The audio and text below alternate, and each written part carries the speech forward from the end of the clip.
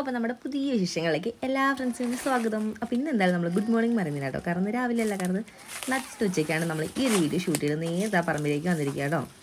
ഇന്ന് നമുക്ക് പണിക്കാരൊന്നുമില്ല, നമ്മൾ തന്നെയായിരുന്നു പണിക്കാർ. അപ്പോൾ ഞാനത് സൺഡേ എടുത്തൊരു വ്ളോഗാണ്. അപ്പോൾ എന്നാലും കുറച്ച് ലേറ്റ് ആയിട്ട് എല്ലാം എഡിറ്റ് ചെയ്ത് അപ്ലോഡ് ചെയ്ത് വന്നപ്പോഴത്തേനും അപ്പോൾ നിങ്ങൾ കാണുന്നത് ചിലപ്പോൾ അത് എനിക്ക് തോന്നുന്നു മിക്കവാറും സൺഡേ ഒക്കെ കഴിഞ്ഞിട്ട് കാണുന്നുണ്ടാകും. അതേപോലെ തന്നെ ഇത് സൺഡേ എടുക്കുന്നൊരു വ്ളോഗ് ആയതുകൊണ്ട് നമ്മുടെ ആവണിക്കുട്ടി ഉണ്ട് കേട്ടോ. അതുകൊണ്ട് ആവണിക്കുട്ടിയുടെ കലവില സൗണ്ടുകളൊക്കെ നമുക്ക് ബാക്ക്ഗ്രൗണ്ടിൽ കേൾക്കാൻ വേണ്ടി പറ്റുന്നുണ്ടാവില്ലേ.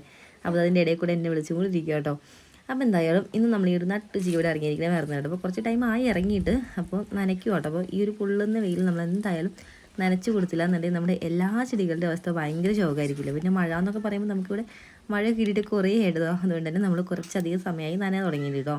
അപ്പോൾ നന്നായിട്ടതാ നനച്ച് നിർത്തിയിട്ട് ഒരു ചോടാണിത് കേരളത്തിൻ്റെ. അപ്പോൾ ഈ ഒരു ചോടൊക്കെ എടുത്താൽ തന്നെ നമുക്ക് കാണാൻ വേണ്ടി പറ്റും പുതിയ പുതിയ പൂക്കളൊക്കെ ഇട്ട് തുടങ്ങിയിട്ടുണ്ട്. അപ്പോൾ അതൊക്കെ നമ്മൾ ഒരുക്കി നിർത്തിയതിന് ശേഷമുള്ള ഒരു കാഴ്ചയായിട്ട് കാണുന്നത്.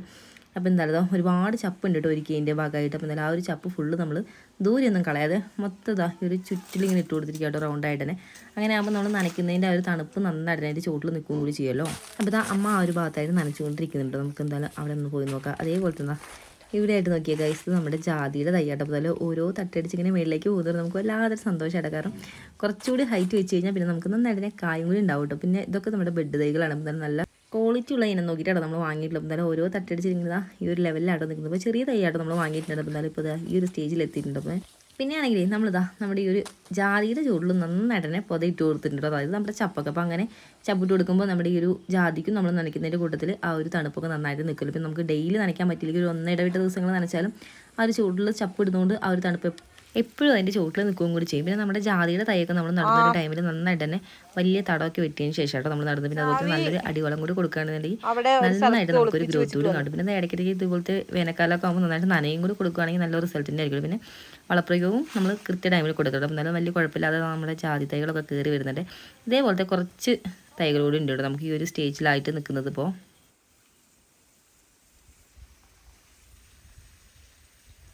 മെയിനായിട്ട് നമ്മുടെ ഏലത്തിൻ്റെ ചൂടുകളാട്ടോ നനച്ചു കൊടുക്കുന്നത്. പിന്നെ കൂട്ടത്തിൽ സൈഡിൽ കൂടെ വെച്ച് കൊടുത്തുള്ള ജാതിയും കൂടി നനയ്ക്കുന്നുണ്ട്. അപ്പോൾ മെയിനായിട്ടുള്ളതാണ് നമ്മുടെ ഏലത്തിന് തന്നെയാണ്.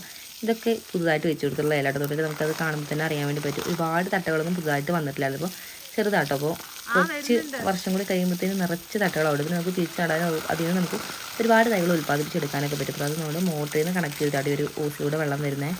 പിന്നെ ഉച്ച ആയതുകൊണ്ട് നമ്മൾ ഫുഡെല്ലാം കഴിച്ചിട്ടോ അടുത്ത ട്രിപ്പ് നന തുടങ്ങിയിട്ടുള്ളത്.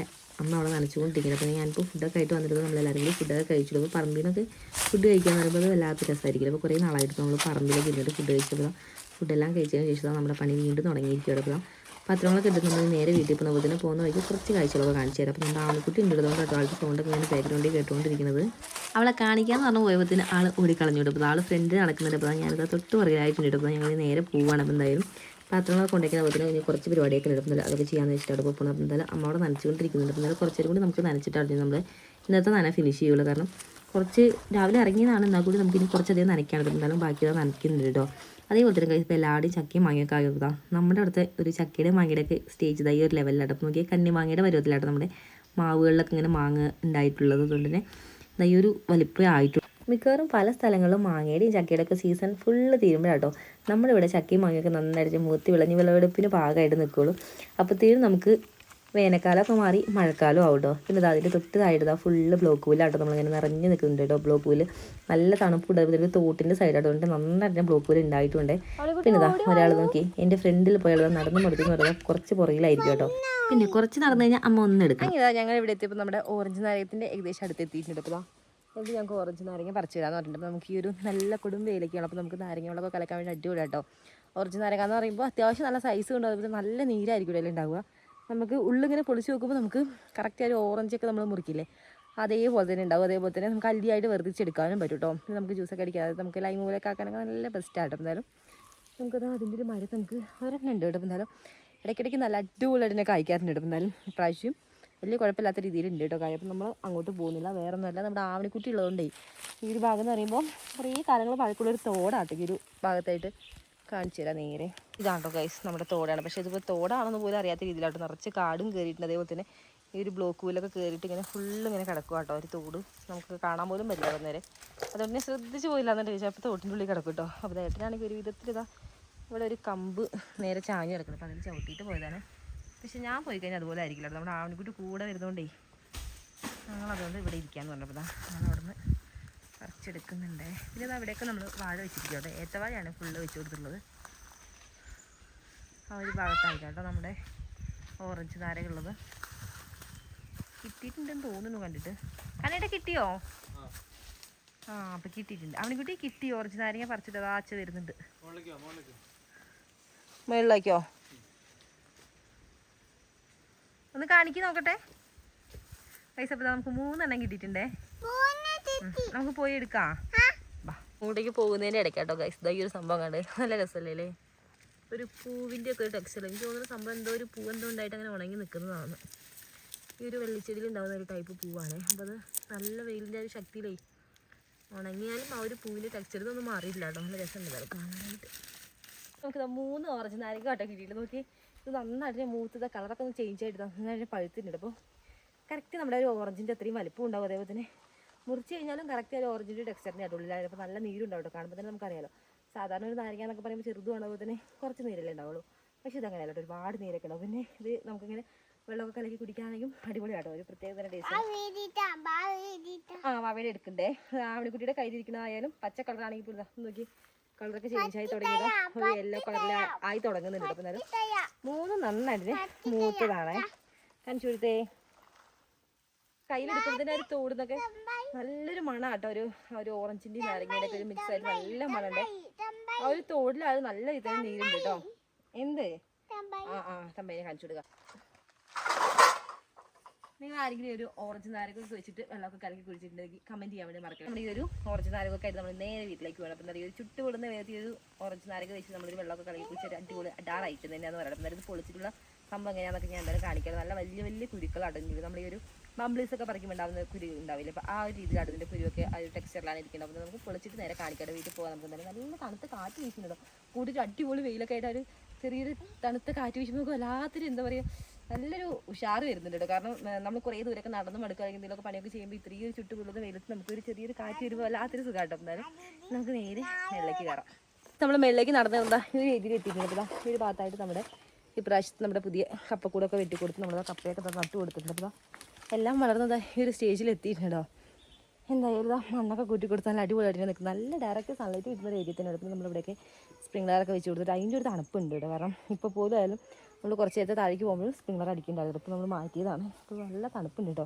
പിന്നെ കടോ കാര്യങ്ങളൊന്നും ഇല്ല കേട്ടോ. കടക്ക് നമ്മൾ കൈയോടെ പറിക്കുന്നതിന് നല്ല ഉഷാറായിട്ട് കേട്ടോ കിടക്കുന്നത്. ഇങ്ങനെ കുറച്ച് ദൂരം കേട്ടോ, ഒരുപാടൊന്നുമില്ല.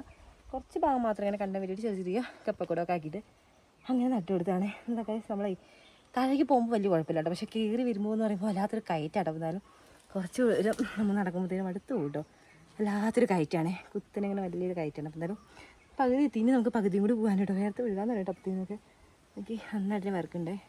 പിന്നെ ഇതാ അതിൻ്റെ ഇടയിൽ കൂടെ നമ്മുടെ ഏലം കൂടി ഉണ്ട്. അപ്പോൾ ഏലം ഈ ഒരു ഭാഗത്ത് കുറവാണ്. കൂടുതലും കപ്പ, അതുപോലെ തന്നെ കുറച്ച് നമ്മുടെ കാപ്പിത്തേ, പിന്നെ കൂടുതൽ വാഴ. അതാട്ടോ ഇവിടെ കൂടുതലായിട്ട് നമ്മൾ ചെയ്തിട്ടുള്ളൂ. എന്നാലും കപ്പയൊക്കെ നല്ല അടിപൊളിയായിട്ട് തന്നെ വരുന്നുണ്ടേ.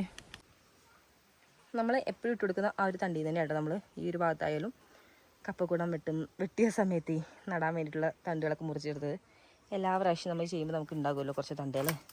നമുക്ക് വീട്ടാവശ്യത്തിന് എപ്പോഴും കപ്പ ഉണ്ടാവാറുണ്ടല്ലോ. അതേപോലെ നമ്മൾ നട്ടു കൊടുക്കുകയാണെന്നുണ്ടെങ്കിൽ പിന്നെ കറക്റ്റ് ടൈമിനൊരു നനയും അതേപോലെ തന്നെ നന്നായിട്ടൊന്ന് മണ്ണൊക്കെ കൂട്ടി കൊടുത്ത് സെറ്റാക്കുകയാണെന്നുണ്ടെങ്കിൽ ചെറിയൊരു വളപ്രയോഗം കൂടി കൊടുത്താൽ അടിപൊളിയായിട്ടോ കപ്പ കൃഷിയൊക്കെ. അങ്ങനെ വലിയ രീതിയിലൊന്നും നമുക്കങ്ങനെ നഷ്ടമൊന്നും വരാറില്ല. കാരണം നമ്മൾ ഒരുപാടൊന്നും ചെയ്യുന്നില്ല. അത്യാവശ്യത്തിന് നമ്മുടെ വീട്ടാവശ്യത്തിനൊക്കെ നമുക്ക് എപ്പോഴും കിട്ടാറുണ്ട് കേട്ടോ കപ്പ. പിന്നെ കപ്പയൊക്കെ സീസണുള്ള ടൈമിൽ നന്നായിട്ട് തന്നെ ഉണക്കി വയ്ക്കുകയാണെന്നുണ്ടെങ്കിൽ നമുക്ക് വാട്ട് കപ്പയൊക്കെ ആയിട്ട് യൂസ് ചെയ്യാം. നമുക്ക് ഈ കപ്പയുടെ സീസണൊക്കെ തീരുന്നൊരു ടൈമുണ്ടല്ലോ ആ ഒരു സമയത്തൊക്കെ. അപ്പം ഇങ്ങനെ കുറച്ച് ഏരിയയിലാട്ടോ നമ്മൾ ചെയ്തിട്ടുള്ളത്. എല്ലാം ഒരേ ലെവലിൽ ഉണ്ടായി നിൽക്കുന്നതാണ് ഒരു പ്രത്യേക ഭംഗിയാണ്. നമ്മൾ 3/4 ഭാഗത്തോളം കവർ ചെയ്തിട്ടുണ്ട് നടന്ന് ഏകദേശം നമ്മൾ വീടിൻ്റെ അടുത്ത് എത്താനായിട്ട്. അപ്പോൾ ലാസ്റ്റ് ആ ഒരു കയറ്റം കേട്ടോ നമ്മൾ കയറിക്കൊണ്ടിരിക്കുന്നത്. അങ്ങനെ ആ ഒരു കയറ്റം കയറി വന്നുകൊണ്ടിരുന്നപ്പോഴാട്ടോ കൈസ് ആ ഒരു കാഴ്ച കണ്ടത്.